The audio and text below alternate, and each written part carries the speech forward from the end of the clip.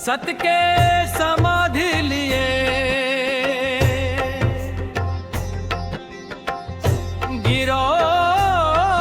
गिरौदपुरी के छाता पहाड़ में मोला मुक्ति के मार बता दे बाबा, चरणन में जगह दे मोरा।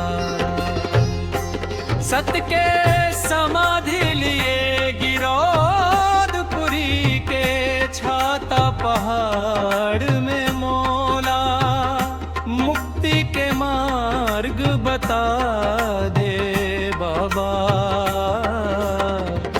चरणन में जगह दे मोला।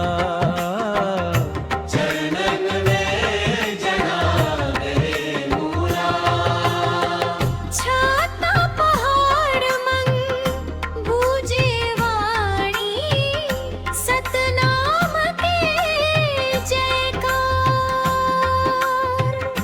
गुरु घासीदास बाबा दिखा, मानव मानव एक समान। झूठ कपट के बंधन तोड़ दे, सच के राह धरवा। ज्योत जगा दे हृदय मन, अज्ञान तम हरवा। छाता पहाड़ मन गूंजे वाणी, सतनाम के जयकारा।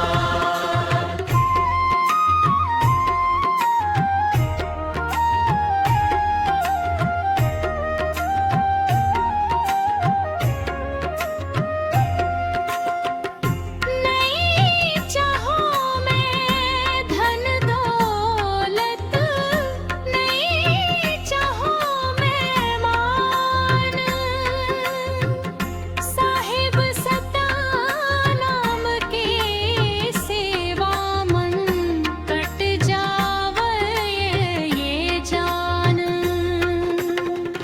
दया करुणा के दीप जला के कर दे जीवन धन्य। बाबा तोरे नाम सहारे पार लगा दे नैया। मुखड़ा गोरा रंगावारा, अंतरा बेमुनावारा।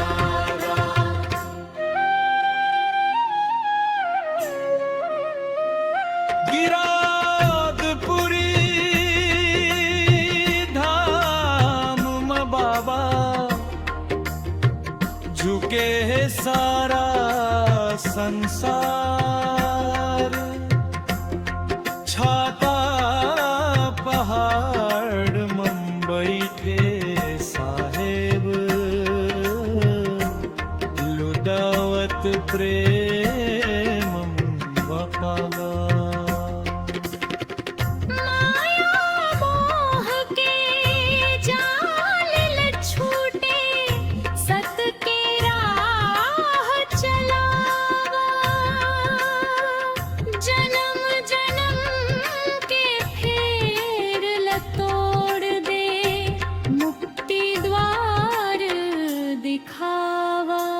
सत के समाधि लिए गिरौदपुरी के छाता पहाड़ में मोला मुक्ति के मार्ग बता दे बाबा,